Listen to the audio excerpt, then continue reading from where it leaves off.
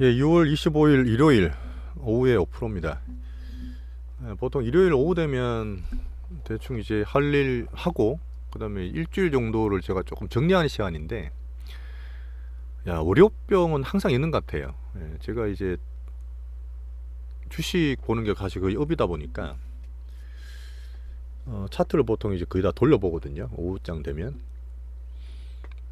다음 주는 사실 그렇게 시장이 안 움직일 것 같아요. 예, 제가 다음 주 관련 얘기를 좀 드리기 위해서 방송을 켰고, 어, 한번 보여드릴까? 그 제가 수요일 날인가 왜 미국 마이크론 반도체 실적이 있다 그랬잖아요. 그리고 ECB 중앙은행 포럼, 지금 제가 유럽 쪽을 좀 경계한다. 뭐 겁낼 필요는 없고, 미국 따라갈 거니까. 그 영국이나 좀 물가만 높다고 막 그러는데 뭐 지표로 좀 반영될 확률은 아직 적습니다. 그래서 파월이랑 그 유럽, 그다음에 영국, 그다음에 일본, 이런 이제 각국 중앙은행 총재들이 지금 세계 시안에 대해서 한번 얘기할 것 같아요. 뭐 일본 얘기 나올 것 같고, 물가 얘기 나올 것 같고, 뭐 지금 상황에서는 오히려 이제 미국이 제일 좋죠. 추세가 쉽게 안 꺼진다고 보는 이유입니다, 현재로서는. 자, 그리고 지금 올해 1월달, 2월달에 뭐 지방은행 막 난리 났었고 주가 빠졌던 요인이 됐었잖아요. 그래서 이제 스트레스 테스트라고 합니다. 이게 사실 원래 생긴 게 2008년에 생겼어요. 그때 서프라임 생기면서 은행들 다 무너지고 금융 시스템이 망가지다 보니까 그 다음부터는 혹독하게 조건을 주고 은행 건전성을 체크하게 돼 있습니다. 그 사실 지금 미국이 별의별 일 나오더라도, 제가 IB나 큰 대형 은행들 있잖아요.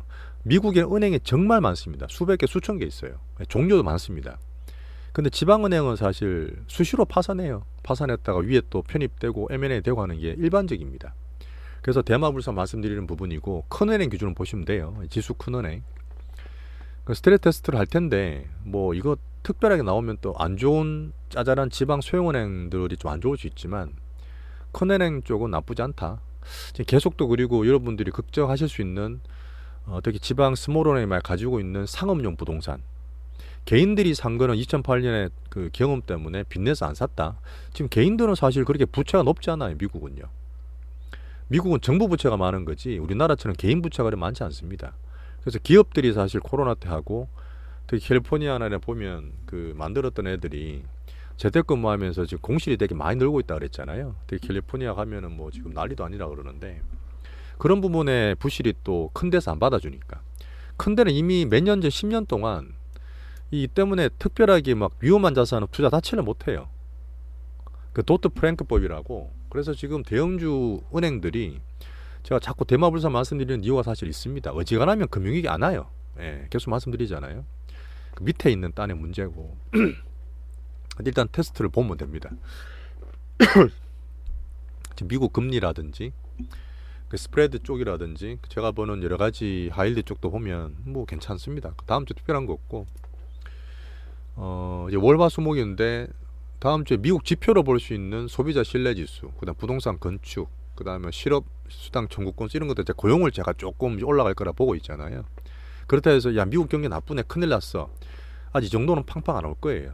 금리가 동결되고 그다음 고용이 좀 더 안 좋게 나오고, 야, 미국의 소비나 고용이 괜찮아라고 이제 경기로 관심이 넘어가는 과정이다 보니까, 그거는 이제 지금 성장주를 만드는 나스닥이 쏠림과 함께 서서히 등락을 하면서 갈 거라 봅니다. 자, 그래서 제가 이번 주도 조금 지수가 그랬지만, 다음 주는 삼성전자가 이제 박스라 말씀드렸잖아요. 외국인들이 일단 삼성전자를 잡고 있어요. 선물로 왔다 갔다 사고 팔고 하면 장난을 치고 있지만 현물이 얘들 잡고 있습니다. 그렇기 때문에 다음 주도 이 박스를 쉽게 안 꺼트릴 거예요. 자, 그래서 자, 코스피 기준으로 제가 2500 중반 되면 이제는 과매도권이라 말씀드렸어요. 금요일날 종가가 2570이었습니다. 근데 미리 빠졌어요. 금요일날 밤에 미국장 빠졌죠. 우리나라 미리 빠졌다니까요. 선반영 됐고 좀 빠져서 나오더라도 팔 때가 아닌 겁니다. 20포인트 빠지면 또 바로 2550이에요. 그 다음 주는 등락이 있을 거다. 자, 지금 제가 신용 꺼지면서 4월 하순, 5월 초순이 있죠. 바닥 잡아가는 과정. 그때 제가 2480을 바닥이라 말씀드렸던 그런 흐름이 나올 수 있어요. 이 정도까지 등락은 심하지 않을 수 있습니다. 왔다 갔다 하고. 자, 그렇게 가면 어떻게 되느냐. 제가 다음 주를 가장 중요하게 보는 거는 뭐 마이크론이나 삼성전자도 봐야 되겠지만 우리 갖고 있는 2차 전지잖아요. 에코프로입니다. 이거 말씀드리려고 그랬던 거고. 자, 에코프로나 2차 전지에 대한 얘기는 정말 많이 들으실 거예요. 뭐가 어떻다, 회사가 어떻다, 뭐 이런 얘기 진짜 많이 들으시기 때문에 그런 건 제가 안 할게요. 예, 저는 제가 그 보면 되는 거고. 제가 항상 말씀드리고 시장의 어떤 뉘앙스, 수급이나 파워 정도, 추세, 시세는 이제 시장 보고 찾아라 이런 얘기를 많이 드리는 것처럼 그런 면에서 말씀을 드리면 에코프로가 지금 누가 봐도 2차 전지 중에 제일 강합니다. 그죠? 근데 그 중에서 제가 사실은 코스모를 좀 더 강하게 봤거든. 코스모 20만원 돌파될 때 신고가 났잖아요. 큰 회사가 신고가 난 게 처음이었어요, 얘들이. 그래서 제가 20만원 돌파할 때 더 잡았잖아요. 근데 그 다음 그 주인가? 월화수 6월 14일 날 장난쳤지 않습니까? 이 장난치는 날. 예? 이 고션 하이테크인가 뭔가 말도 안 되는, 지금 내용 다 아실 거겠지만 정말 장난친 게 맞아요. 이거 지금 봤을 때는 2차 전지 한번 흔들고 개인 단타 떨어내고 겁을 주고 있는 거죠. 뭐 그게 공매도라고 하지 말씀드리진 않겠습니다. 뭐 공매도도 사실 저는 반대하는 입장은 아니에요. 과열을 줄여줄 수 있는 영향이 있으니까. 에코프로도 마찬가지고. 일단 기준 에코프로니까 에코프로 위주로 말씀드릴게요. 신고가 도전하고 아주 가열제 가고 있었는데 신고가 근처에서 때려버렸어. 확 빠졌어요. 개인들 단타 많이 떨어져 나갔어요. 하지만 지금 얼마 전 3월 4월 달처럼 개인 신용이 빚내서 팡팡 사는 그런 탄력이 아니라는 말씀드렸잖아요. 이때부터는 개인들의 공매도는 최고 많지만 아마 쇼커브링도 조금씩 들어오는 것 같아요. 자, 개인 매수, 기간 매수를 말씀드린 부분도 그런 면으로 살짝 들어오는 것도 있을 겁니다. 그 지금 이때처럼 전체 시용 잔고도 그렇게 과열차지 않아요. 좀 안정권이 있다 말씀드렸고, 이쪽에 지금 장이 출렁거리고 빠짐에도 불구하고 1, 2주 되게 심심했지 않습니까? 계속 올라오죠. 흐름이 괜찮아요. 네, 제가 보는 면에서도 계속 저점 매수가 들어옵니다. 자, 그러면 여기 80만원대 한 번, 두 번, 세 번, 요번 네 번째 막 이렇게 자잘하게 하면서 제가 시도를 하고 있는데 확률이 신고가 돌파할 확률이 높은 거예요. 지금 제일 겁나고 있는 애들 어디냐? 공매도 애들이죠. 그게 외국계든 뭐 기관이든 전체로 보는 거 아닙니다. 외국인 중에서도 좋게 보는 애 있고 파는 애들 있을 거 아니에요. 결국은 돈의 싸움인데 2차 전지의 기준인 에코프로가 신고가 나느냐 마느냐가 지금 초미의 관심이다. 이게 다음 주 될 수도 있습니다. 네. 저는 확률을 높게 보기 때문에 계속 좋게 말씀드리는 거고 지금 형상 자체를 말씀드리는 거예요. 제가 무조건 또 차티스트도 아니죠. 네, 시장을 다 보고 업종이나 내용도 다 보는데 에코프로 비싸다고 하신 분도 있어요. 밸류 한번 볼까요? 에코프로가 지주회사니까 뭐 디밸류 그런 걸 떠나서 그냥 성장성 보겠습니다. 에코프로가 딱 10년 전에 매출액 560억, 2014년에 800억, 영업이익이 70억, 10억씩 100억도 안 됐어요. 자, 100억으로 치고 한 7, 8년 만에, 8, 9년 만에 1조가 됐습니다. 올 1조 더 나올 거예요. 되게 보수적인 겁니다. 매분기마다 봐야 되죠. 이제 7, 8월 달에도 실적도 봐야 되는데 매출이 100배 늘었어요. 에코프로 주가 볼까요? 10년 전, 그래 2013년 보이지도 않 2017년 볼게요. 2017년 이럴 때 주가가 10,000원이었어요. 자, 10,000원. 자, 10,000원짜리가 지금 80만원 왔죠. 그러면 어닝 어떻습니까? 어닝보다 덜 오른 거예요. 근데 왜 이렇게 오래 슈팅을 했느냐? 2차 전지에 대한 정책적인 문제죠. 미국 IRA 때문에. 정책 모멘텀이 때문에 생긴 겁니다. 그리고 우리나라의 기술 패권에 대한 반도체나 자동차나 특히 2차 전지 개인 팬덤도 붙어버렸고요. 그 지금은 미국에 대한 정책도 봐야 되고 그다음에 우리나라 수출이 돌아서는 코스피 전체적인 반도체랑 같이 보는 흐름도 봐야 되고요. 그 다음에 외국인이 사는 흐름도 보고 그 다음에 단기적으로 개인이 붙었다 빠졌다 하면서 탄력이 붙었다 떨어졌다는 것도 단기적으로 봐야 돼요. 큰 흐름상 나쁠 거 없어요. 네. 야, 근데 당신 네가 10배 20배 오르면 그런 텐배가 이미 달성한 거는 3년 4년 5년 안 본다 그랬잖아. 야, 그것도 제가 기회를 들어서 말씀을 드릴 수 있겠는데 뭐 2009년 10년 11월 장세나 2015년 2017년 2020년 장세마다 항상 10배 이상 나왔습니다. 그죠? 그리고 나서 제가 네이버 카카오도 지금 안 보는 것처럼 올라갈 때마다 개인 매물이 그득그득해요. 고점에 물리고 꺼졌고 해먹고 나간 사람들 때문에. 근데 남은 개인들만 힘든 거잖아요. 근데 10배가 끝나기 위해서는 장이 한번 꺾여야 돼요.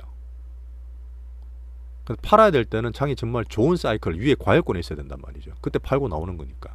두 번째는 바이오 장사든 뭐든 실적도 받쳐줘야 됩니다. 근데 얘는 지금 시장이 과열권도 아니에요. 우리나라장 지금 시장 과열권입니까? 우리가 팔 때는 아니죠. 그다음 어닝이 우리가 2020년에 뭐 수소 같은 거 됐지만 뭐 수백 배짜리 얘는 삼바, 삼성바이오 같은 것들은 뭐 포가 700배, 800배까지 나와도 한 7배 갔어요. 그 정도도 아니라는 거죠. 그다음에 정책적으로 성장이나 어닝도 꾸준히 나오는 거죠. 825가 하등이 없어요. 제가 방금 말씀드렸던 80만 원 신고가 돌파를 언제 하느냐 관건만 보는 거지.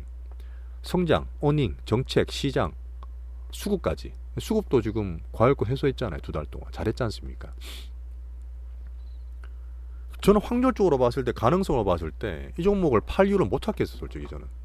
물론 이제 수요일 같은 이때 6월 14일에 장난칠 때는 그때 그랬잖아요. 지금은 제가 판단 유보하겠습니다. 단기주 일단 때리고 봅니다. 큰 애들은 뭐든 변동성이 있을 땐 다 때리고 보기 때문에 며칠 뒤에 변동성을 잦아드는 걸 보면서 판단해야 됩니다. 말씀드렸죠. 며칠 보면 어때요? 좋잖아요. 그 다음에 이 이슈에 대한 객관적인 분석도 나오지 않습니까? 고전 하이테크 양극재입니까? 양극재 아니에요. 그때 뭐 중국에서 올랐어요. 올른 것도 없어요. 뭐 CATL이나 다른 거에 비해서 기술력이 좋은 회사입니까? 그것도 아니에요. 뭐 중국에 본격적으로 미국에 들어올 수 있는 발판이 됐어요? 그것도 아니에요. 뭐 중국에 손을 내밀었지만 바이든 그랬지 않습니까? 너네들이랑 갈등은 조금 풀어줄 수 있겠지만 경쟁은 여전하다. 경쟁은 여전해요. 기술 패권 절대 양보 안 합니다. 미래를 위한 일인데 미국 왜 양보합니까? 중국에. 그래서 지금 제가 반도체까지 말씀드려야 되는 또 길어질 것 같아서 반도체는 제가 삼전이나 하이닉스 말씀드리잖아요. 물론 이제 소부장 같은 거는 제가 종목별로 말씀을 드리고 있는 거니까 보시면 되고, 반도체는 제가 봤을 때 박스권 유지 등락을 하고 나스닥 솔링 경계하면서 어닝이 나올지를 보는 거죠. 우리나라 어닝이 진짜 오는지, 엔비디아처럼 우리나라도 반도체에 어닝이 오는지를 판단하는 겁니다. 하여튼 2차 던지는 에코프로 신고가 나는 게 가장 중요한 요건이 될 거예요. 이게 만약에 지표기 때문에 계속 말씀드렸던 에코프로 BM, 포스코 퓨치엠 다 핵심이죠. 코스모 신소재 포함시키세요. 그것도 분명히 저는 양극재고 수주도 받았고, 물론 이게 양은 적죠. 하지만 제가 수급 매집 측면에 좋게 보는 종목이니까 에코프로 기준으로 보게 되면 충분히 좋은 결과 날 확률이 높다. 야, 그럴 때에서 야 몰빵 싫어 다 사, 뭐 집 팔아 사, 이런 거 아닙니다. 제가 보는 방식이나 시장 보는 법을 말씀드리는 거예요. 밸류에이션, 회사 내용, 전체 시황, 미국, 중국 이런 얘기 항상 드리지 않습니까? 이제 그런 건 지금은 빼고 이 반영되는 주가의 흐름, 실제로 들어오는 수급의 파워라든지 그런 걸 제가 면밀히 보고 있고, 그런 거 봤을 때는 계속 찔끔 야 언제 한번 나가나 계속 그러고 있는 거예요. 뭐 이러다 한번 또 이것처럼 또 확 빠지면 또 판단할 수 있죠. 물론 계속 80만 원대 돌파했다가 안 했다 하면 이거 안 되는 거 아니냐? 그럼 또 파는 사람 생기겠지만 지금 흐름 봤을 때는 그런 확률은 높지 않다. 자, 마지막으로 어제 다 보셨겠지만 제가 금요일도 방송을 말씀드렸는데 그 푸틴 러시아 그 반군 쿠데타가 그냥 흐지부지 끝났죠. 사실 저는 러시아 우크라이나 전쟁이 좀 좋게 마무리될 수 있는 시그널라 봅니다. 푸틴이 정말 이걸로 해서 안도의 한숨을 쉴 때가 아니에요. 절대 쉴 때가 아닙니다. 오히려 지금 바이든이 뒤에서 흐뭇하게 보고 있을 거예요. 중국도 러시아의 편이 아닙니다. 오히려 지금 중국이 또 러시아가 약간 좀 슬슬 귀찮아질 수 있을 시기거든요. 지금 이번에 러시아는 이번에 전쟁 때문에 밑판 다 드러냈어요. 완전 탈탈 다 틀렸습니다. 고사당하고 있거든 러시아가. 특히 푸틴이.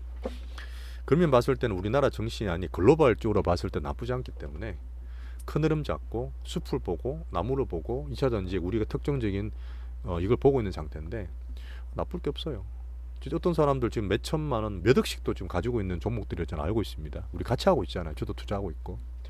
자, 제가 시장을 계속 과정 관리하고 체크하는 면을 말씀드리는 거니까 월요병 이겨내시고, 저는 사실 좀 항상 이런 거 생각하면 지루함이 없어져요.